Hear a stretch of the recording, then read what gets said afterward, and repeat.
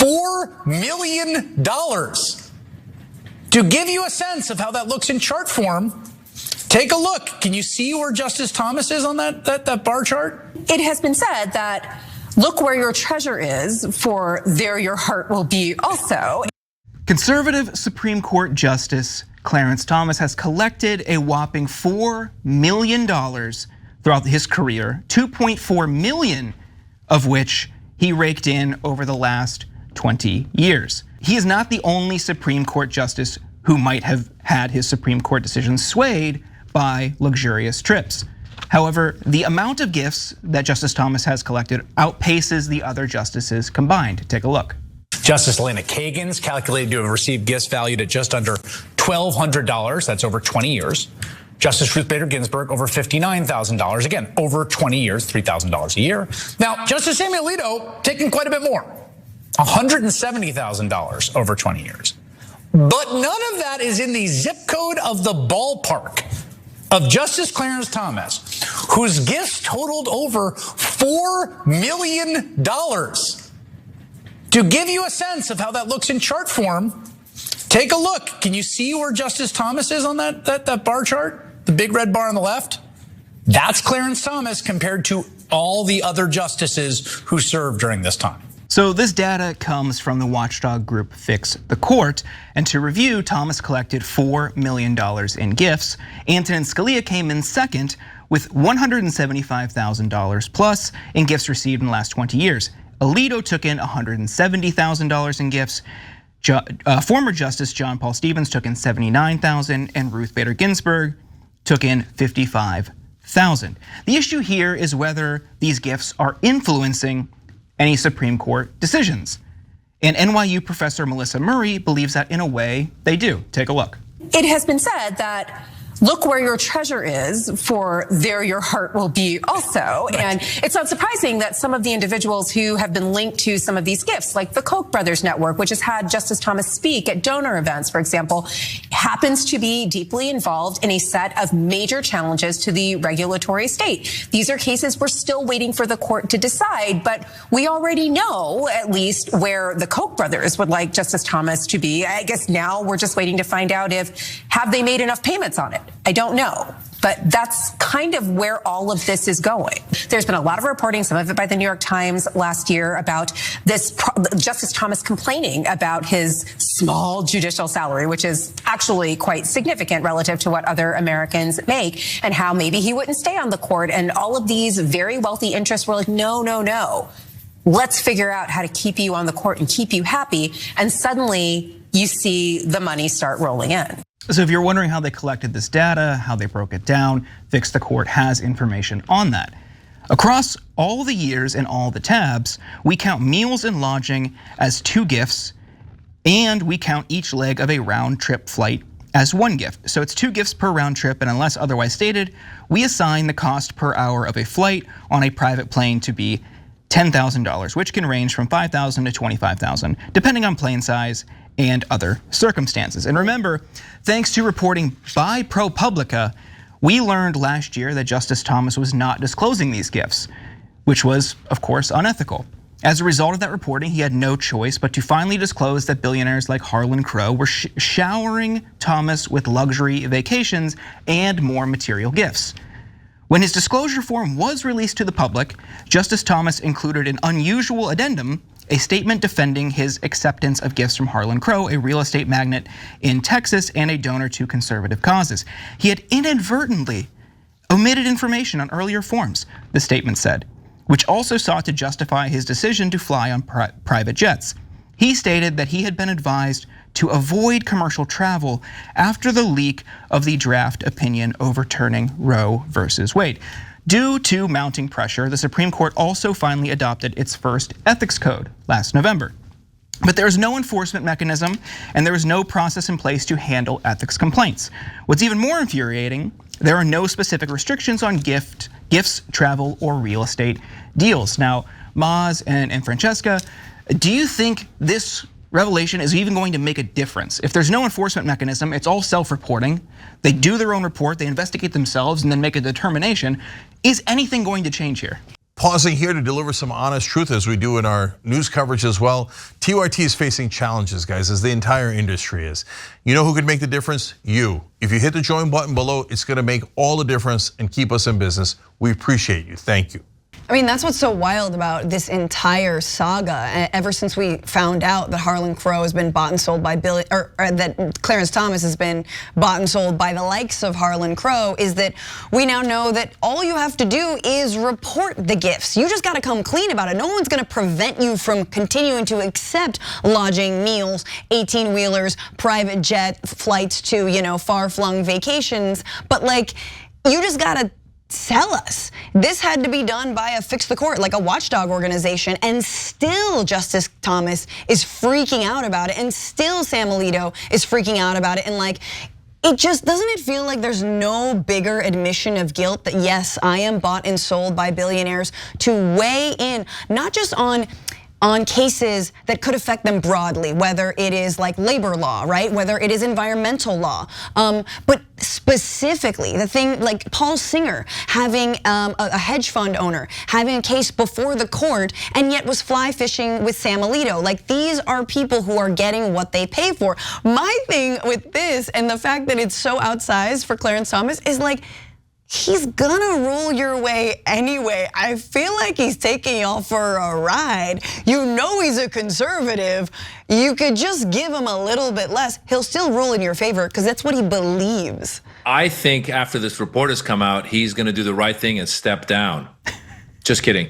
No, I mean, it's a joke. It's a joke. I mean, the amount of money that's in there. And by the way, we're not even looking at the indirect ways that he has things happen for him. For example, there was this article where Leonard Leo, who's another conservative billionaire, funneled some funds to his wife, Ginny Thomas.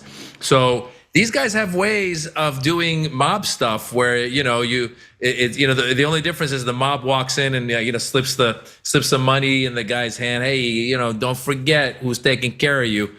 But this is at what's supposed to be. I mean, the sad thing about all this is all of these things, especially when we were younger. Now, obviously, the Supreme Court was never perfect, but when we were younger, we were taught that these are people who are to be respected and who will, base their decisions in tradition and in being scholarly and the right thing. And we find out that it's beyond. I mean, if this were one of these like suspense thriller movies, you'd be like, oh wow, what an extreme thing that they've set this up, where there's a Supreme Court justice who's in on it, who's getting bribed for all these things, and then we're going to find out at the end, that he was basically doing all this, and he's probably got tens of other millions of dollars that we're not seeing that are hidden elsewhere. So it's disgusting, and it's ridiculous, by the way, for a layperson to go, wait a minute, there's no check against this? Yep. This is just allowed? That's just was crazy. And remember, Alito like bitched and moaned about signing that ethics code. Like, he did not want to sign. He had like a whole editorial in the Wall Street Journal that was like, how dare you make me sign an ethics code? I am the ethics code. Yeah, I think, so there's a couple factors here. This cynicism that you see among a good portion of the American population because of a distrust in institutions, whether it's the media, the government, whatever. I mean, the Supreme Court is driving a good chunk of that as it relates to the government.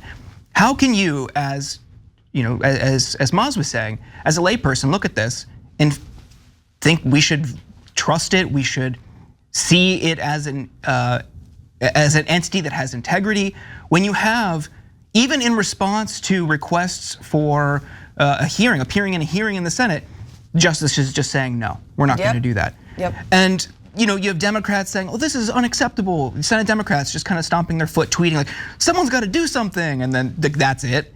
That just drives me nuts. Like, at least do anything beyond just tweeting.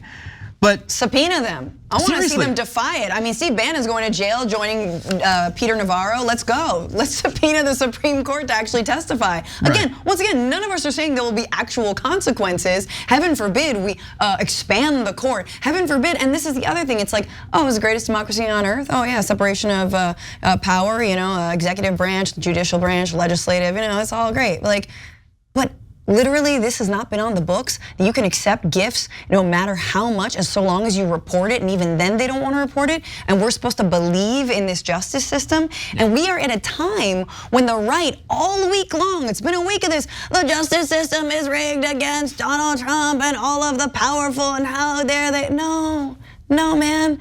The justice system is bought and sold by billionaires and the likes of, I mean, Trump wishes he were at Leonard Leo's level, but you know, here you see that before our very eyes. There was another element though, something you said, Frances. No, totally okay. I think it's a good point.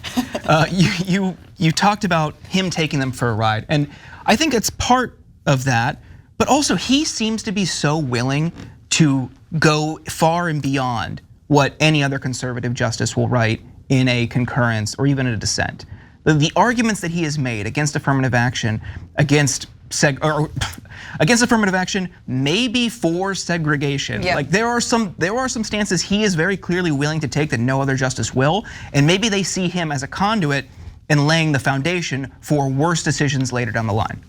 Absolutely. Yeah, and you know, everyone should watch. I'm sure you've looked at. I think it's on YouTube now, but it was on Frontline, or it was a PBS documentary on Clarence Thomas, and it just shows you his evolution to where he got, and then it just shows you also the craziness that is Ginny Thomas, and it really makes sense that these people are doing the things that they do, including Samuel Alito and now his upside down flag turning wife, whatever that was about. But the fact is that, you know, when you were saying subpoena these guys, it's crazy how quickly Republicans will try the false equivalency, and they'll say, well, if you subpoena them, then we're going to start subpoenaing left-leaning judges for whatever in the next administration. And you go, listen, if they committed a crime, subpoena them. But if they didn't commit a crime, or if they didn't do something shady, then don't subpoena them. And in this case, there's a lot of shade, and we need some answers to go, how is it that the next person below you, which happens to be the other guy on the court, who is also coming through with a lot of pro-billionaire, pro-conservative decisions. You know, in a way, Francesca, you were saying how there's the checks and balances in the three sections of government. It's really billionaires are the, if those three sections would be under the billionaires. I mean, really after Citizens United and the sort, billionaires have really just run amok, and they're doing whatever the hell they want. And here we are seeing it yet again creep into the Supreme Court. It's one thing when you hear that, oh, members of Congress are taking a little money here and there, or a lot of money here and there, to do things that big corporations want. But once you start hearing that judges who are supposed to be neutral are doing the same, I mean, I want my judge to be taking the bus to work, not a private jet, and then making the excuse that, oh, after Roe versus Wade, I had to get on private jets because people were upset. Well, if people were upset, then maybe you made the wrong decision, dum-dum. I mean, let's be real, Clarence. People hated your ass before Roe. Come on now, everybody hated you. You just made that up. But can we talk about like Ruth Bader Ginsburg, $55,000? That's it. And like, you know, that's all in opera tickets. Like that's nothing but opera. But yeah, no. Hey, maybe lifetime appointments for one of the highest courts in the land is kind of a recipe for corruption. Thanks for watching The Young Turks. Really appreciate it. Another way to show support is through YouTube memberships. You'll get to interact with us more. There's live chat emojis, badges. You've got emojis of me, Anna, John, JR. So those are super fun. But you also get playback of our exclusive member-only shows and specials right after they air.